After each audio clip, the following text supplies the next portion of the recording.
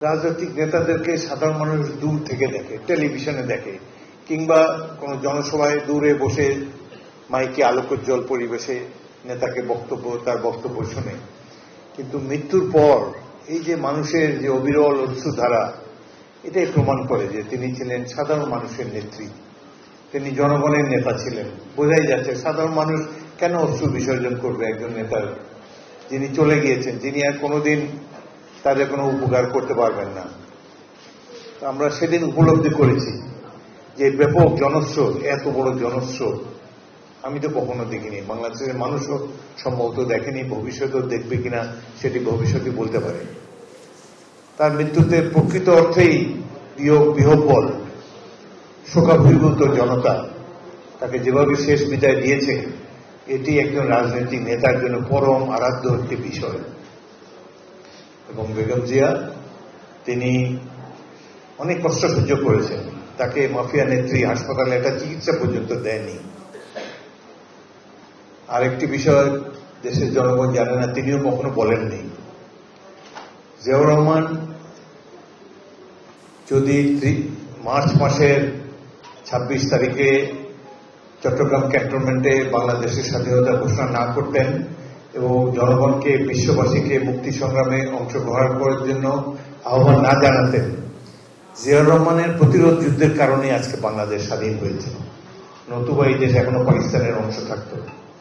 জিয়াউর রহমানের ডাকে সাড়া দিয়ে ৫টি ক্যান্টনমেন্টের সৈনিকেরা পাক বাহিনী, পাক সরকারের বিরুদ্ধে বিদ্রোহ করে জনগণ এবং বিশেষ করে ছাত্রদেরকে সংগঠিত করে ৯ মাস ব্যাপী একটি মুক্তিযুদ্ধে অংশগ্রহণ করে, যার ফলে এই সংগ্রামের ফলে দেশটি স্বাধীন হয়েছে। নতুবা এই দেশ এখনো পাকিস্তানের অংশ থাকত। এটি রাজনীতিবিদরা, বিশেষ করে স্বাধীনতার অব্যবহিত পরে যারা ক্ষমতাসীন হয়েছে, তারা এটি স্বীকার করে না।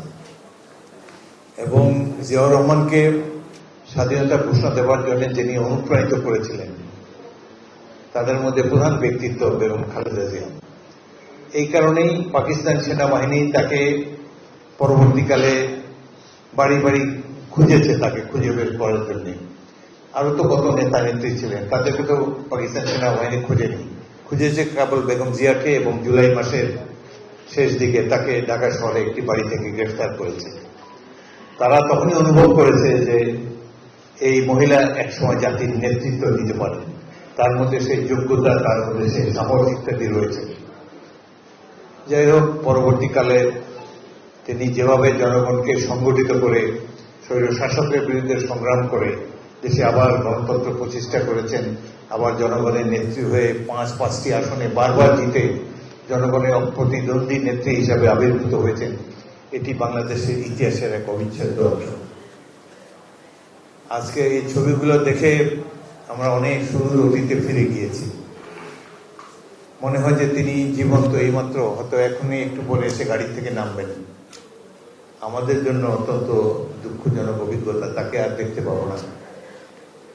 তবে আশা করি তিনি যে লিগেসি রেখে গিয়েছেন, জনগণকে যেভাবে অনুপ্রাণিত করে গিয়েছেন, সেটি দীর্ঘদিন বাংলাদেশের স্বাধীনতার সার্বভৌমত্ব রক্ষার ক্ষেত্রে অত্যন্ত প্রহরীর মতো কাজ করবেন।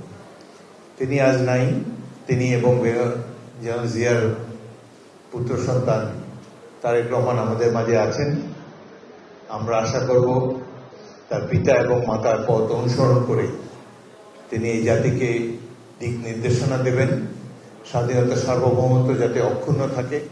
মুক্তিযুদ্ধের মাধ্যমে যে বাংলাদেশ আমরা অর্জন করতে পেরেছি, এই বাংলাদেশের স্বাধীনতার সার্বভৌমত্ব কোনোভাবেই যাতে কেউ ক্ষুণ্ণ করতে না পারে, সেই জন্য আমরা ঐক্যবদ্ধভাবে তারেক রহমানের নেতৃত্বে বাংলাদেশকে এগিয়ে নিতে চাই।